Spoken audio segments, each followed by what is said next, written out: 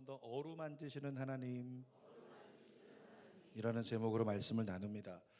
제가 좋아하는 성경 말씀 중에서 고린도후서 12장 10절이 있습니다. 같이 한번 읽어볼까요? 시작. 내가 그리스도를 위하여 약한 것들과 능욕과 궁핍과 박해와 곤고를 기뻐하노니 이는 내가 약한 그때에 강함이라. 사도 바울이 얘기합니다. 내가 어떤 환경 때문에 약해지는 때가 온다면 그때가 더 강한 때야, 이렇게 외치고 있어요. 메시지 성경으로 한번 요약한 거 읽어볼게요. 시작. 나는 약하면 약할수록 점점 더 강하게 됩니다. 한 번 더. 나는 약하면 약할수록 점점 더 강하게 됩니다. 그러니까 이 말씀대로라면 내가 약해지는 게 오히려 괜찮은 거예요. 내가 약해져야 강해질 수 있으니까. 여러분, 이 세상에 나 약해지고 싶습니다, 그런 분 계십니까? 약해지고 싶은 사람 있나요? 없잖아요. 약해지고 싶은 사람은 없고 강해지고 싶습니다. 강한 사람이 되기를 원하고 정말 문제없는 사람이 되기를 원합니다. 그러니까 어떤 여성이 길을 가다가 이렇게 갑자기 발을 헛디뎌가지고 앞으로 자빠진 거죠. 넘어져가지고 무릎이 깨져가지고 피가 나는데 그 순간에 수많은 사람들이 막 지나다니고 있는 번화가입니다. 지나가던 한 분이 쳐다보고서 걱정스러워서 괜찮으시냐고 그렇게 물어보니까 이 여자분이 벌떡 일어나더니 괜찮다고, 문제없다고, 괜찮다고, 그리고 막 걸어가요. 다리에선 피가 막 흐르고 있는데. 그리고 골목 안으로 들어갑니다. 거기서 막 다리 붙잡고 우는 거죠. 힘들다고, 아프다고. 사람들 앞에 내가 아프면 아프다고 얘기할 수 있어야 되는데 체면 때문에 그러하지 못하는 그런 모습이 이 세대의 풍토가 아닌가 생각을 해요.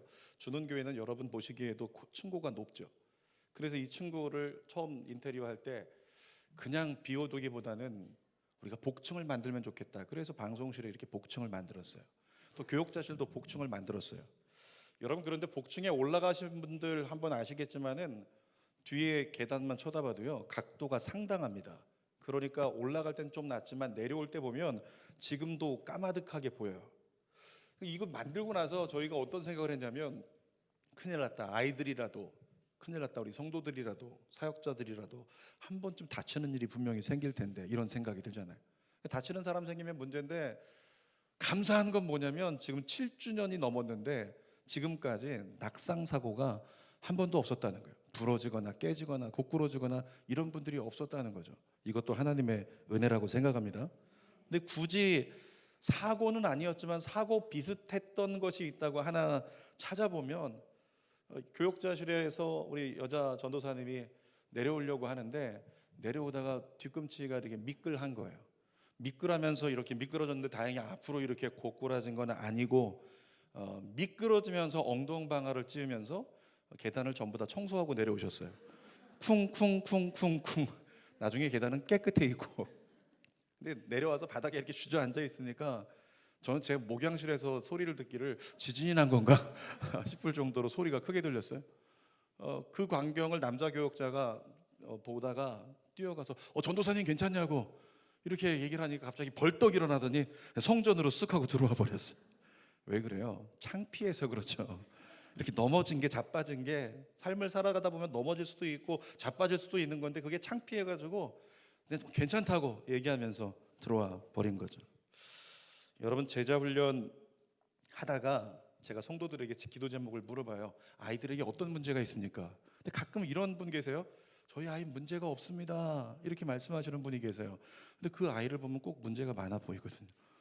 자, 어떤 분에게 묻습니다. 남편 어떤가요? 남편 때문에 문제 있나요? 저희 남편 저희 남편만큼만 하면요 괜찮습니다. 근데 이분이 남편에 대해서 하나님의 음성을 듣고 기록을 한 거 보면 그거 읽다가 남편 얘기하다가 이를 갈며 막 울어요. 뭔가 문제가 있는 거죠. 그러니까 어쩌면 사실은 아이들 때문에 힘든 거예요. 사실은 남편 때문에 힘든 게 있죠. 그럼에도 불구하고 바깥에서 약하게 보이고 싶지 않은 거죠. 괜찮아 보이고 싶은 거예요. 그래서 괜찮다고, 문제없다고, 괜찮다고 얘기를 하고 있는 분들이 있다는 거죠. 여러분, 오늘 이후에 여러분에게 권면합니다. 그렇게 살지 않아도 괜찮습니다. 따라해 볼까요? 아플 땐 아프다고 말해도 된다. 힘들 땐 힘들다고 말해도 된다. 제가 지난주에 드라마 얘기하면서 서두에 그런 얘기했죠. 드라마에서 10대들이 나와서 힘들어하는 아이에게 괜찮다 괜찮다 해주니까 그것만으로도 힘이 되는 거. 그래서 여러분들에게 인사를 시켰어요. 옆 사람에게 해주라고. 괜찮다 괜찮다 해주라고. 여러분, 저는 앞에 있으니까 보이죠? 여러분들 중에서 2부 예배 때만 여러분들 중에서 한 7명 정도가요, 괜찮다 괜찮다 해주는데 그것 때문에 눈물 팍 터져가지고 그리고 눈물 닦고 있더라는 거죠. 괜찮다 괜찮다 이게 뭐 얼마나 대단하다고 그것 때문에 눈물이 팍 터지는 그 순간, 그 모습을 보았다는 겁니다. 도대체 제가 생각했어요. 인생이 얼마나 힘들면, 야, 요즘에 산다는 게 얼마나 많이 지치면 그럴까, 이런 생각을 했어요. 또 한 가지는 그 눈물 닦는 분들 보면서 제가 속으로 생각을 했습니다. 야, 저분이 오늘 은혜 받겠다. 저분이 오늘 회복되겠다. 왜냐하면 자기 있는 모습 그대로를 하나님 앞에서 눈물로 표현했으니까 라는 생각이 드는 거죠. 서두에서 말한 것처럼 사람은 강해지고 싶지 약해지고 싶지 않아요. 그런데 성경은 우리에게 뭐라고 말하는 줄 아십니까? 약해도 괜찮아, 약해져도 괜찮다, 이렇게 얘기를 합니다. 따라합시다. 약해져도 괜찮다. 왜냐하면 사도 바울이 고백한 것처럼 내가 약해져야 그가 강해지심으로 나에게 다가오시니까. 그러니까 나는 지금 문제가 생기고 연약함을 만나서 완전히 바닥에 주저앉아서 그러기 상태로 퍼져 있는데 내 약함을 보시는 하나님께서 권능으로 더 강력히 다가오셔서 우리에게 역사해 주시니까, 그래서 내가 약해질 때가 하나님의 더 큰 은혜를 입을 때니까 그때가 강함이구나. 여러분 모두에게 강함의 은혜가 오늘도 있기를 축복합니다. 근데 우리가 읽었던 본문 말씀에요, 정말 약해 빠진 한 사람이 등장합니다. 선지자인데 도저히 선지자 같지 않은 모습을 보이는 사람, 누굽니까? 오늘 본문에 엘리야예요. 엘리야 선지자예요. 여러분, 우리가 19장을 읽었는데 전장인 18장을 읽어보면요, 엘리야 위대한 선지자입니다. 850명의 이방 선지자들 데려다 놓고 난 한 명, 너희는 850명 한번 싸워볼까? 우리가 한번 싸워보는 거야. 850대 1로. 근데 그 전쟁에서 어떻게 됐어요? 엘리야가 이겼어요. 그래서 엘리야가 옆에 있는 사환들을 시켜가지고 칼로 850명을 다 죽였어요. 그런 엄청난 승리를 거둔 배짱이 두둑한 엘리야. 여러분, 그런데 19장에 와서는 어떻게 될까요? 성경 읽어볼까요? 4장 4절 중반절을 스크린 보고 읽어봅니다. 시작. 광야로 들어가서 하룻길쯤 가서 한 로뎀나무 아래에 앉아서 자기가 죽기를 원하여 이르되 여호와여 넉넉하오니 지금 내 생명을 거두시옵소서. 쉽게 말하면 이런 겁니다. 하나님, 어떤 상황이 갑자기 닥쳤는데 그 상황을 내가 감당하기가 힘드니까 도망간 거예요. 도망가서 거기서 하나님 이제 그만 끝내고 싶습니다. 저 좀 차라리 지금 죽이십시오. 지금 저 좀 죽여주세요. 데려가십시오. 여러분, 말이 부탁하는 거지 이건 거의 자살과 똑같은 거예요. 자살하겠다고 하는 것과 같은 거죠. 하나님께 합당하지 않은 것. 얼마 전 신문에서 안타까운 기사를 보고 제가 밑줄 쳐놓고 사진 찍고 그리고 기도했거든요. OECD 국가 중에서 대한민국이 지난해 데이터로도 여전히 자살률 1위다. OECD 국가 중에 가장 우울한 나라 대한민국, 이렇게 써 있어요. 근데 여러분, 더 충격적인 건 뭐냐면 지난해 결과에 10대에서 30대까지의 사망 원인의 1위가요, 병이 아니고 사고가 아니고 뭐다? 자살이래. 자살. 10대에서 30대. 옆에 있는 분 얼굴 한번 쳐다보세요. 여러분 다 30대잖아요. 그죠? 다 30대, 20대, 30대 전부 다 보니까. 그러니까 10대에서 30대에 속한 사람들의 사망률 1위가 자살. 굉장히 좋아하시네요. 젊다고 하니까. 여러분, 이 10대에서 30대는요, 이전 세대보다 사실은 누리는 게 너무 많아요. 편한 것이 얼마나 많은지, 복지가 얼마나 잘 돼 있는지, 모든 전자기기와 모든 것들이 얼마나 편리하게 돼 있는지, 정말 더 풍요한 세대에 살고 있잖아요. 정말 더 많은 걸 누리고 있다는 거죠. 나름대로 문명의 혜택 속에서 많은 걸 누리고 있는 세대인데도 불구하고 왜 그들이 극단적인 선택을 가지고 자살이 사망 원인 1위가 됐을까요? 그러니까 환경적으로 더 힘들어져서 그런 게 아니라는 거예요.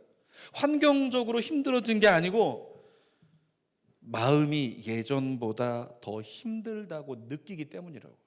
그러니까 주어진 환경은 좋은 건데 마음은 그것을 좋지 않다고 느끼고 불행하다고 느끼고 안 된다고 느끼니까 사람이 무너진다는 거예요. 그래서 스스로 극단적인 선택을 하고 자살을 하게 된다는 거죠. 결국에는 마음의 면역력이 약해져서 마음이 주어진 상황을 이기지 못하는 세대, 그게 이 세대라고 하는 겁니다. 그래서 제가 여러분에게 권면합니다. 여러분, 마음이 면역력을 가지려면 다른 거 없습니다. 하나님의 말씀을 붙드는 방법밖에 없습니다. 여러분, 하나님의 말씀을 통독하고 하나님 말씀을 입술로 계속 소리내어서 읽는 사람, 정신병이 치료되는 걸 보았고 영의 악한 권세가 떠나가는 걸 봤고, 그런 결과들이 과거에 너무 많았어요. 다른 거 안 시켰어요. 하나님 말씀만 계속 읽어. 일어나서 소리내서 하나님 말씀 읽어라. 근데 이 말씀을 읽다가 정신병이 나가버려요. 이 말씀을 읽다가 귀신이 나가버리는 거예요. 왜? 하나님의 말씀은 살았고 운동력이 있으니까. 그 말씀이 인생을 변화시킨다는 거죠. 모든 어둠의 저주를 끊어낸다는 거예요. 그러니까 여러분의 마음이 연약해져서 그냥 조금만 뭐 해도 그냥 눈물 나고 우울하고 힘들어 지치는데, 그 사람에게 필요한 게 무엇이다? 하나님 말씀이라는 거예요. 하나님 말씀으로 면역력을 든든히 세워가는 여러분 되시길 축복합니다. 근데 그럼에도 불구하고요, 살다 보면 그런 거 있잖아요. 살다 보면 그럼에도 불구하고 내 영혼이 지쳐서 번아웃 상황에 올 때가 있죠. 여러분 가운데 그런 때가 있다면 오늘 설교 제목을 기억하세요. 우리 하나님 어떤 하나님이시라고요? 어루만지시는 하나님. 어떤 하나님이시라고요? 어루만지시는 하나님. 오늘 엘리야를 어루만져 주시는 하나님을 통해서 엘리야에게 주시는 음성으로 저와 여러분에게 주시는 음성을 듣기를 원합니다. 첫 번째로 하나님 엘리야에게 이렇게 말씀하십니다. 따라합시다. 그동안 고생했다. 그동안 고생했다고 말씀하세요. 자, 5절 읽어봅시다. 시작. 로뎀나무 아래 누워 자더니 천사가 그를 어루만지며 그에게 이르되 일어나 먹으라 하는지라. 로뎀나무 아래서 선지자 엘리야가 나 죽여주세요 그러다가 잠들어 있는 거예요. 태평하게 잠자는 상황이 아니죠. 지친 몸과 상한 마음으로 마지막 기력을 다해서 하나님께 날 데려가 달라고 그렇게 기도하다가 기진맥진해서 지쳐 쓰러져 잠이 든 거예요. 그런 상황, 여러분, 이때 천사가 다가옵니다. 그리고 엘리야에게 손을 내밉니다. 하나님의 선지자가 선지자의 일을 감당하지 못하고 나 그냥 죽여주세요 라고 할 때 여러분은 어떻게 생각할까요? 손길이 다가온다. 만약에 영화로 얘기한다면 그런 거 있죠. 공포스러운 뭔가 두려운 것 같은 음악이 물려오면서 하나님의 천사의 손이 내려옵니다. 죽여달라고 하니 죽이시겠구나. 죽인다 그러다 상상이 안 되나요? 죽인다 그러다가 갑자기 어루만지기 시작해요. 이것이 오늘 본문의 스토리예요. 엘리야는 죽여달라고 하다 잠들었는데 천사가 다가오더니 엘리야를 손 내밀어서 어루만지는 거예요. 성경에 기록되어 있지 않지만 제 삶 가운데 말씀하셨던 하나님을 생각할 때 아마도 그 지쳐서 잠들어 있는 엘리야에게 하나님은 이렇게 말씀하셨을 것 같아요. 엘리야, 어루만지면서, 어루만지는 거는 가만히 쓰다듬는 거거든요. 어루만지면서 엘리야, 여기까지 달려오느라 그동안 고생했다. 그러면서 하나님이 만져주시는 거죠. 그동안 하나님만 바라보고 목숨 바쳐서 여기까지 달려왔던 엘리야, 그동안 고생했다. 이렇게 주님이 말씀하신다는 거예요. 여러분, 10월 달은 주는 교회에 회기가 바뀌는 때예요. 10월 달에는 첫째 주일은 1년의 회기를 마무리하는 오늘이고, 이제 다음 주에 새로운 기관 부수장들이 임명되면 새로운 1년을 시작을 하는 거죠. 모두가 열심히 해주셔서 너무너무 감사해요. 여러분, 그런데 이때가 되면, 이 회기가 바뀌고 기관 부서장이 바뀔 때가 되면 가끔씩은 마음이 아플 때가 있어요. 이전에 청지기로 봉사했던 분들이, 이전에 기관 부서장으로 봉사했던 분들이 직접 얘기하지 않지만 돌아서 이렇게 얘기가 들어오는데 이런 얘기하는 거죠. 이번에 임기 끝나면 절대 아무것도 안 할 거야. 내년에 아무것도 안 할 거야. 나 뭐 시키려고 하지 마. 아무것도 안 할 거야. 이렇게 생각하는 분들이, 그리고 그 얘기를 제가 들었는데 들려온 분들이 4분이나 계시더라고요. 오늘 그 4분 계시면 오늘 하나님의 위로가 여러분에게 있길 축복합니다. 여러분, 근데 이분들이 뭐라고 얘기하냐면 나중에 제가 알게 돼요. 어떤 분 한 분에게 그랬다면서요 얘기하면 뭐라고 할까요? 목사님 죄송합니다. 목사님 죄송합니다. 제가 그래서 얘기하죠. 뭘 죄송하냐고. 그동안 얼마나 헌신했는데, 그동안 얼마나 애썼는데 지금 잠깐 한 발 뒤로 물러난다고 하는 게 뭘 죄송하냐고. 괜찮다고 제가 이야기를 해요. 여러분, 하나님을 오해하지 마십시오. 오늘이라는 시간에 우리가 하나님을 향해 달려가다가 한 발자국 뒤로 물러난다고 해서 하나님 여러분을 정죄하지 않으십니다. 오히려 손 내밀어서 여러분을 하나님께 어떻게 사실까요? 오늘 제목 어떻게 하신다고요? 어루만져 주실 거예요. 한 발짝 뒤로 물러나서 하나님 저 좀 잠깐 물러날게요. 그때 하나님 다가오셔서 어루만져 주신다고요. 그러면서 한마디 하신다고요. 그동안 애썼다고, 그동안 고생했다고 그렇게 말씀하시는 거죠. 자, 두 번째 엘리야에게 주시는 하나님의 음성은 엘리야 충분히 먹고 충분히 쉬고 힘내자, 이렇게 말씀하시는 하나님의 음성을 들을 수가 있어요. 6절에서 7절 읽어보겠습니다. 본즉 머리맡에 숯불에 구운 떡과 한 병 물이 있더라. 이에 먹고 마시고 누웠더니 여호와의 천사가 또다시 와서 어루만지며 이르되 일어나 먹으라. 여러분, 제가 하나님이었다면 제가 하나님 안 된 걸 감사하게 생각하세요? 제가 하나님이었다면 만약에 이런 엘리야 만나면 선지자인데 엎드려가지고 날 죽이소서, 내 생명을 끊어버리세요, 이렇게 하면 야 엘리야 네가 선지자냐? 너 그거밖에 안 돼? 한번 혼 좀 나볼래? 진짜 죽을 때까지는 안 먹여봐? 그러면서 죽기 직전까지, 숨이 넘어가기 직전까지 아무것도 못 먹게 그렇게 만들어가지고 살려달라는 이야기 나올 때까지 그렇게 만들겠죠. 여러분, 그런데 우리 하나님은, 좋으신 하나님은 어떻게 하셨을까요? 천사를 보내서 엘리야를 어루만지면서 엘리야에게 먹을 것과 마실 것을 공급해 주시는 하나님. 그러면서 또 성경에 기록되지 않은 그 하나님의 대사를 우리가 한번 고백해 본다면 이렇게 고백할 수 있을 거예요. 엘리야, 그동안 힘들었지? 충분히 먹고 충분히 쉬고 힘내자. 이것이 하나님의 마음이었을 거라고요. 베드로를 대하시는 예수님 여러분 떠올려 보세요. 예수님께서 어느 날 제자들과 성만찬을 여시고서 이제 얘기를 하는 거죠. 얘들아, 조금 있으면 내가 십자가에 못 박혀 죽을 거다. 그때 베드로가 뛰어나와서 예수님께 얘기합니다. 다른 제자들을 엄나 쳐다보고, 예수님, 제가 예수님께만 말씀드립니다. 모두가 주를 버릴지언정 저는 주를 버리지 않을 것입니다. 예수님 보내드리지 않을 것입니다. 그랬더니 예수님 웃으시면서 베드로에게 말씀하세요. 오늘 밤에 새벽에 다 굴기 전에 네가 나를 3번 부인할 거다. 그랬더니 베드로가 큰 소리로 외치는 거예요. 큰 소리로 다른 제자들 다 들으라고. 주와 함께 죽을지언정 예수님 절대 부인하지 않을 겁니다. 그리고 조금 있다 예수님 붙잡혀 갔어요. 그리고 지나가던 사람이 얘기합니다. 당신 예수님과 함께 있던 사람이지? 아니야, 나 그런 사람 아니야, 잘못 봤어. 그리고 막 옆길로 가는 겁니다. 지나가다가 여자 종 하나가, 어린아이가, 아니 저 사람도 예수님과 함께 있었던 사람입니다. 그랬더니 예수님 이름 저주하면서 무슨 소리냐고, 그런 죄인하고 내가 왜 같이 있겠느냐고, 말도 안 되는 소리 하지 말라고 그러면서 3번이나 부인했어요. 그리고 닭이 울었죠. 그 순간에 베드로의 마음은 무너져가지고 내가 예수님 배신했구나. 야, 내가 예수님의 수제자인데 예수님을 배신했다니, 그것 때문에 온갖 마음이 다 무너져 버려요. 그래서 더 이상 내가 제자로서 사역할 수 없다. 초대교회를 떠나버리죠. 그리고 다시 옛날에 버려두었던 금을 꺼내서 물고기 잡으러 자기 옛날 삶으로 돌아가 버리는 거예요. 그리고 물고기 잡고 있는데 부활하신 예수님께서 제자 베드로를 찾아오십니다. 그리고 물고기 잡고 있는 그들에게 물어보십니다. 고기 좀 잡았냐? 밤새도록 한 마리도 못 잡았어요. 그래? 이렇게 한번 해보지. 배 오른편에다 그물 한번 던져볼래? 그물 던졌더니 갑자기 그물이 찢어질 만큼 고기가 올라오는데 성경에 보니까 153마리가 잡혔대요. 여러분, 성지순례 가면은 여러분이 베드로 물고기 꼭 먹게 되는데 제 팔뚝 정도 되는 크기, 그러니까 어떤 그 돔 중에서 굉장히 큰 돔 정도, 그 정도 크기입니다. 이 정도 물고기가 153마리가 잡혔다고 생각을 해보세요. 이건 엄청난 거죠. 배 대여섯 명밖에 탈 수 없는 배인데 가득 차서 배가 막 흔들릴 거예요. 나머지 제자들은 좋아가지고 너무 행복해서 무트로 배를 끌고 나오는데 이 베드로는 자꾸 눈치가 보여요. 그 순간에 깨닫게 된 거죠.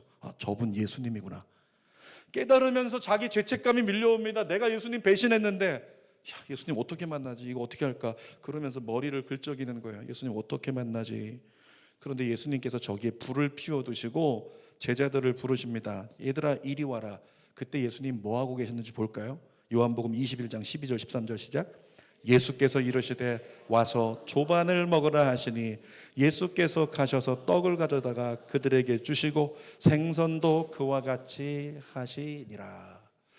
베드로는 지금 생각하기를 나 죽었다, 이제 큰일 났다, 나 예수님 부인했다고 배신했다고 정말 한 대 맞겠지.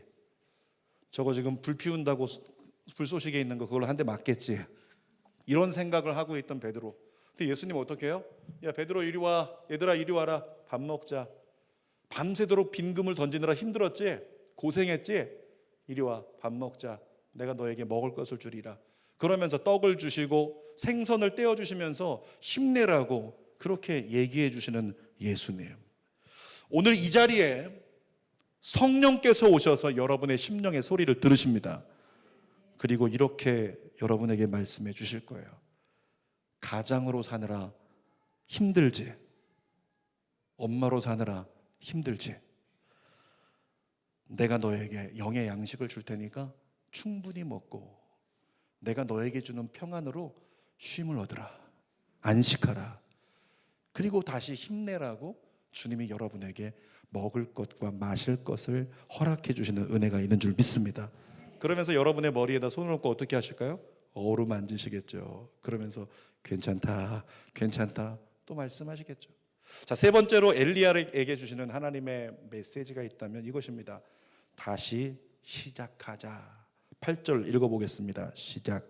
이에 일어나 먹고 마시고 그 음식물의 힘을 의지하여 40주 40야를 가서 하나님의 산 호렙에 이르니라. 여러분, 엘리야는 로뎀나무 아래 누워가지고 죽여달라고 간구했습니다. 그런데 하나님은 오히려 엘리야를 어루만져 주셨습니다. 그리고 먹을 것을 주셨습니다. 힘내라고 계속 또 잠들면 또 쉬라고, 그리고 또 깨면 또 먹을 것을 주시고, 이러면서 엘리야에게 결국에는 다시 시작할 수 있도록, 다시 일어날 수 있도록 은혜 주시고 이끌어 주시는 하나님, 여러분의 하나님 되십니다. 그 하나님이 오늘 이 자리에 있는 여러분의 심령도 만져주시기를 원하시고 여러분에게 힘을 주시기를 원하시고 다시 시작할 수 있도록 은혜를 주실 줄 믿습니다.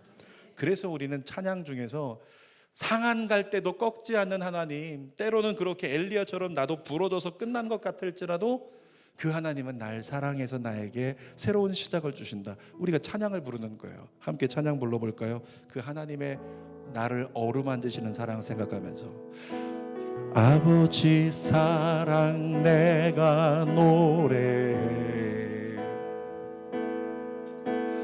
아버지 은혜 내가 노래해,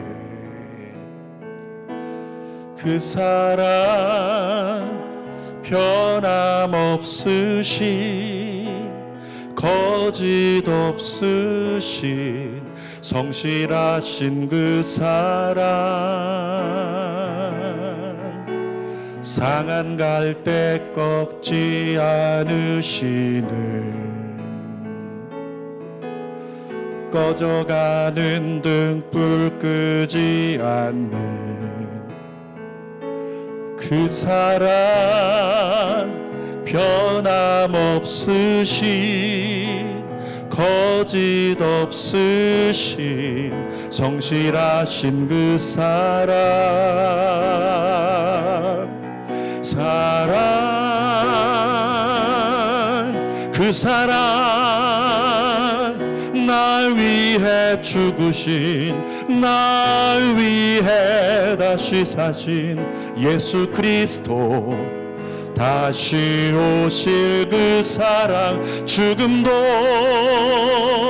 생명도 천사도 하늘의 어떤 권세도 끊을 수 없는 영원한 그 사랑 예수. 그 예수님, 그 하나님이 여러분을 어루만져 주십니다. 한국을 요즘에 대표하는 두 명의 유명한 강사가 있어요. 남자 대표, 여자 대표. 여성을 대표하는 강사는 김미경 원장이고요. 남자를 대표하는 강사라고 하면 김창옥 대표가 있습니다. 근데 이 두 사람이 워낙에 유명한 사람인데, 강의도 굉장히 잘하는 사람인데 더 유명해지게 된 계기가 있습니다. 김미경 원장에게는 제가 이렇게 붙였어요. 무너짐이라는 과정을 통해서. 김창옥 대표는 약해짐이라는 과정을 통해서요. 이 김미경 원장을 먼저 얘기를 하면 한참 잘 나가서 정점을 찍는 그런 때가 있었어요.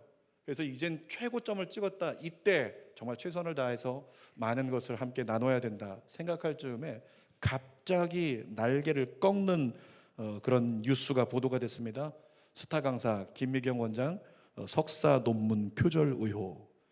그것이 불거지면서 모든 방송에서 다 차했어요. 그리고 어디에도 강의하지 않고 칩거하면서 조용히 자기 자신을 돌아보는 그런 시간을 가졌어요. 굉장히 그때가 힘들었다라고 얘기를 합니다. 근데 아니나 다를까 그로부터 그 다음 해인가 갑자기 집에서 열심히 공부하던 그 아들이 고등학생이었는데 얘기를 하는 거죠. 엄마, 나 결단했습니다. 그러니까 엄마들이 생각하기에 우리 아이들이 결단이라는 용어 사용하면 굉장히 좋잖아요. 그죠? 결단. 자, 우리 여기 있는 준영이가 만약에 창가에서 아빠, 최영근 아빠, 나 결단했어. 이런 얘기 들으면 왠지 뭔가 흥분이 되잖아요. 그런 얘기. 저만 돼, 저만. 근데 이 아들이 어떤 결단인데? 꿈이 생겼어? 비전이 생긴 거야? 그렇게 얘기했더니 이 아들이 엄마, 나 자퇴할게요. 이렇게 얘기를 한 거예요. 자퇴할게요. 그러니까 엄마가 생각하기로 온갖 것이 다 떠오르는 거죠. 김미경 원장 뭐 표절 의혹도 있더니 조금 있다가 그 아들은 자퇴. 뭐 이런 거 뉴스 나오면 굉장히 이게 혼란스러워진 거예요. 아니 왜 그래? 왜 그런 거야? 엄마 힘든 거 안 보여? 엄마 지금 아플 때 이래야 돼? 그러면서 얘기를 했는데 이 아들이 엄마가 스타 강사이기 때문에 내가 지금까지 참은 거라고. 나 이제 못 참을 것 같다고 나 학교 관둡니다. 그리고 자퇴서를 냈다는 거예요. 여러분 그때 그 얘기하면서 김미경 원장이 강의에서 많이 우는 그 모습을 보았어요. 근데 그리고 나서 김미경 원장이 그 과정을 지나고 나서 다시 강의를 시작했을 때 강의 제목 중에서 내 인생이 힘들 때라는 강의가 있거든요. 근데 이 강의에서 뭐라고 얘기했냐면 마지막에 여러분 큰 인물이 되려면 4번은 무너져야 하는 법입니다. 이런 얘기를 해요. 큰 인물이 되려면 4번은 무너져야 된다. 이 말을 다시 거꾸로 하면 오늘 무너진다고, 오늘 완전히 망했다고, 패했다고, 끝났다고, 바닥을 쳤다고 실망하지 마라. 4번은 무너져야 너 진짜 큰 인물이 된다. 여러분 가운데 실패를 경험하는 사람이 있다면 여러분의 내일에 큰 인물 되는 은혜가 예비된 줄 믿습니다. 이 김창옥 원장도 강의를 열심히 하면서 최고점을 찍었어요. 예전에 제가 한번 초대를 했었거든요. 그 당시에 저희가 드릴 수 있는 강사비가 100만 원밖에 없었는데 저 연락을 했더니 연결해 주시는 분이 미니멈이 150이라고 얘기를 해서 청년들 강의 초청하는데 150을 드리고 그분을 초대해서 강의했어요. 근데 그 다음에 갑자기 300으로 뛰었어요. 그 다음에 500으로 뛰었습니다. 이제 웬만해서는 500 이하에서는 김창옥 대표를 초청할 수가 없게끔 유명 인사가 되는 거예요. 근데 이분이 여기 가고 저기 가고 강의하면 거기서 뒤집어지고 모든 사람이 다 좋아하고 해외 다니고 이렇게 전성기를 보내고 있는데 갑자기 강의 끝나고 내려가는데 자기 눈에서 눈물이 나와요. 그러면서 자기 안에 우울증이 있다는 걸 발견했어요. 나는 남들에게 웃음을 주고 기쁨을 주고 남들에게 회복을 주는데 나는 우울증 환자가 되는 거예요. 그래서 힘들어서 고민하고 있을 때 어떤 신부님, 노 신부님 만나가지고 이렇게 상담을 해보니까 신부님이 프랑스에 가면 수도원이 있는데 거기 들어가서 2주 동안 있어라. 그러면 괜찮아질 거야. 물어봤대죠. 아니 거기 가면 프랑스 말도 모르는데 말도 못하고 어떻게 지내라고요? 아니 말 못하니까 너 자신을 만날 수 있을 거야. 이렇게. 그래서 프랑스로 건너갑니다. 그 수도원의 원칙이 뭐였냐면 매일 산책을 하면서 한 바퀴 돌면서 다른 거 다 생각하지 말고 다른 데 쳐다보지 말고 자기 자신과의 만남을 가지라. 이런 이제 미션이 있었던 거예요. 첫째 날도 돌아보고 둘째 날 돌아보고 며칠째를 돌아보는데 어느 날 갑자기 버드나무처럼 흔들리는 그 나무 아래를 지나다가 문득 갑자기 나 자신에게 얘기를 한마디 해주고 싶은데 자기를 만나야 되니까. 그런데 그때 이렇게 얘기를 했답니다. 창호가 그래 여기까지 잘 왔다. 창호가 그래 여기까지 잘 왔다. 근데 이 얘기를 자기가 자기 자신에게 해주고서는 눈물이 터져가지고 한없이 울면서 그동안 정말 고생했고 힘들고 어려웠는데 정말 여기까지 잘 버티고 잘 왔다. 그것이 스스로에게 위로가 돼서 그 순간에 우울증 다 해소돼 버리고 짐 싸갖고 한국으로 돌아왔다는 거예요. 근데 그리고 나서 두 번째 또 지나가다가 두 번째 우울증이 왔는데 나는 남을 케어해 주는 사람인데 나 자신은 케어를 받지 못해요. 그러니까 어느 순간에는 번아웃 위기가 다가오고 멘탈이 깨져버리는 상황이 다가온 거예요. 그래서 이 김창옥 씨가 고민하고 있는데 알고 지내는 형님이 운영하는 바이크 숍에 이렇게 갔죠. 거기 앉아 있으니까 그 형님, 그 사장님이 뭐라 그랬냐면 창옥아, 형은 창옥이 네가 창옥이를 찾았으면 좋겠다. 이 한마디를 했대요. 창옥아, 형은 창옥이 네가 창옥이를 찾았으면 좋겠어.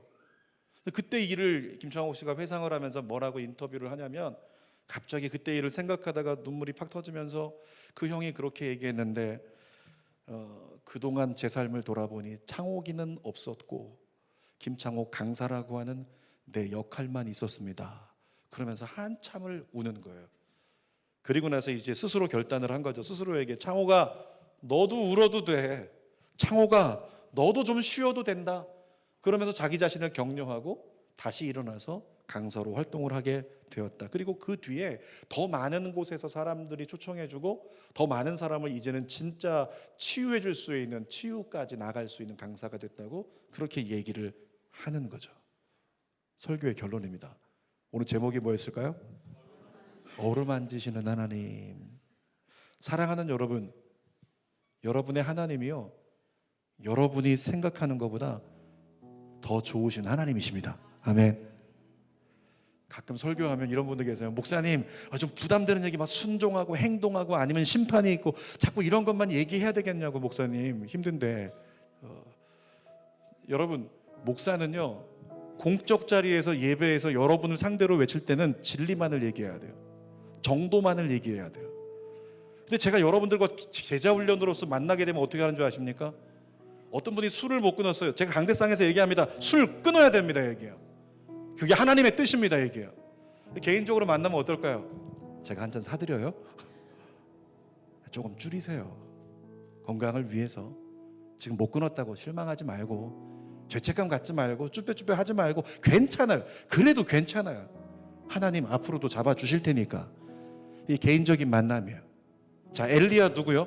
선지자였는데 엘리야를 향해서 하나님께서 다가가셔서 엘리야에게, 엘리야가 선지자가 돼서 외칠 때에는 술 취하지 말라, 우상 숭배하지 말라, 하나님을 온전히 섬기라 외치겠지만, 하나님이 엘리야를 개인적으로 만났을 때 어떻죠?